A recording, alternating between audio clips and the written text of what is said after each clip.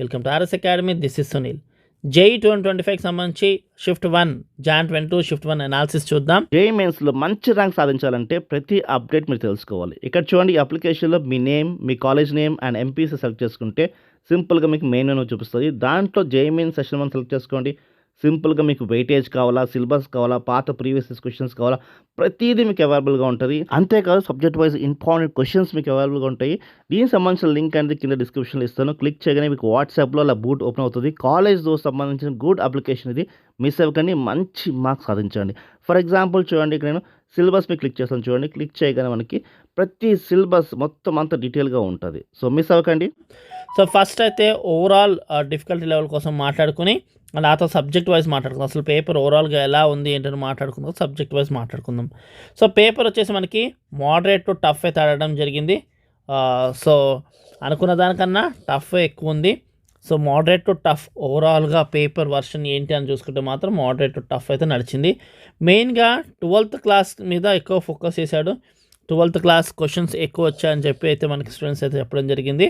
So తర్వాత shift వాళ్ళు కూడా మేజర్గా 12th ఎక్కువ ఫోకస్ చేయండి మీరు. అంటే మీకు 12thలో ఏవైతే చాప్టర్స్ కొంచెం కంఫర్ట్ ఉన్నాయో వాటికి ఎక్కువ ఇంపార్టెన్స్ అయితే ఖచ్చితంగా ఇవ్వండి. సబ్జెక్ట్ వైజ్ మనం మాట్లాడుకుంటే కనుక ఫస్ట్ మ్యాథ్స్లో మనం చూసుకుంటే మనకి సీక్వెన్స్ అండ్ సిరీస్ నుంచి, స్ట్రెయిట్ లైన్స్ నుంచి, matrices, vector 3D and application of derivatives, indefinite and definite integrations అయితే వచ్చింది.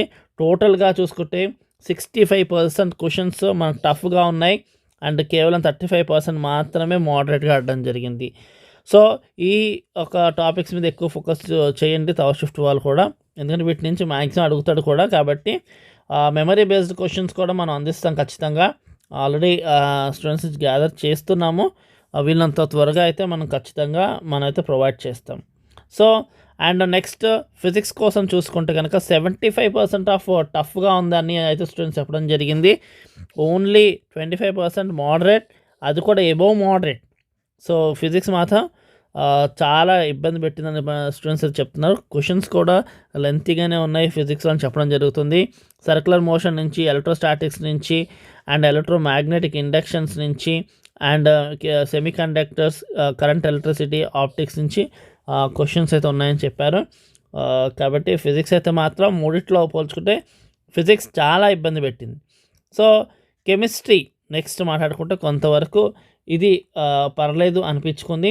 60% ఆఫ్ పేపర్ టఫ్ క్వశ్చన్స్ ఉన్నాయి, 40% ఆఫ్ క్వశ్చన్స్ మాత్రం మోడరేట్గా ఉన్నాయి.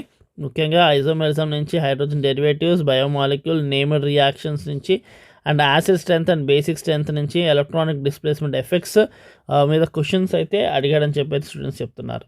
సో ఓవరాల్గా అనుకున్న దానికన్నా టఫ్ కొంచెం ఎక్కువ ఉంది.